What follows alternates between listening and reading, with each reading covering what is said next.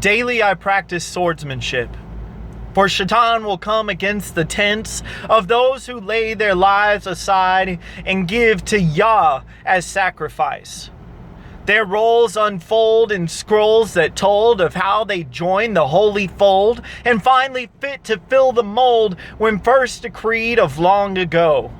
When the old times bred strong kinds of bloodlines and soul ties that were only ever because the Creator was focused in all of the minds of the warriors, who seeing the enemy knew Yah was greater, and though they be cornered, knew Yah was their savior. They never would waver or fall back in fear. They paid no attention to enemy sneers. They readied their swords and their bows and their spears, and marched to make Yahuwah's glory appear. The revealing of majesty tore through the pageantry opposing armies had set up to try to see if they could stand up against the Most High and his saints and his angels called down from the sky. But every opponent who thought they would rise was removed from their throne and cast down to decide, as they knelt on their knees to submit or to die, to choose hell without him or stand and choose life. I once was an enemy ranked among generals who thought he could battle the forces of evil. So with third eye unblocked, so-called chakras aligned, I rode forth to confront the spiritual criminals. Only to find, as I reached the front lines, those that I sought to conquer were there on my side. And the ones I should vanquish were there in my mind. But I couldn't, I wouldn't, I'd had them assigned.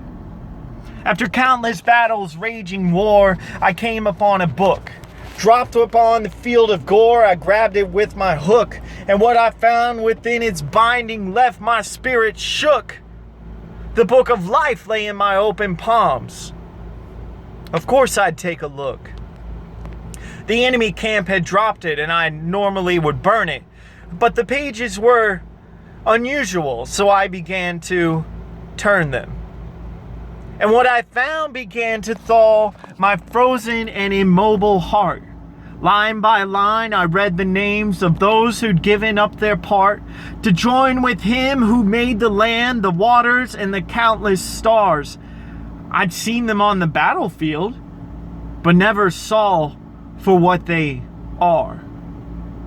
They weren't the weak and the helpless I had thought them to be, the inferior to my superior being. While I had my arsenal of magical things, they had the strength and the will of the king. The king over all, even those who denied him, became us and lived Yahushua HaMashiach to die as a bridge between us and the highest, so that if we cross it, in him will abideth. At this revelation, I couldn't stop crying. To see all along that I'd only been fighting the chance to be free from the unending violence and pursuit of perfection I'd always been trying. To Yah it never mattered whether I was kin to Saturn, for he knew that if I sought the truth, I'd come to see the pattern that had shaped my life since I decided I would be the master, was actually the way to death and making it there faster. Nowadays, you'll find this ex-general in his study, learning all he can to assist in overturning.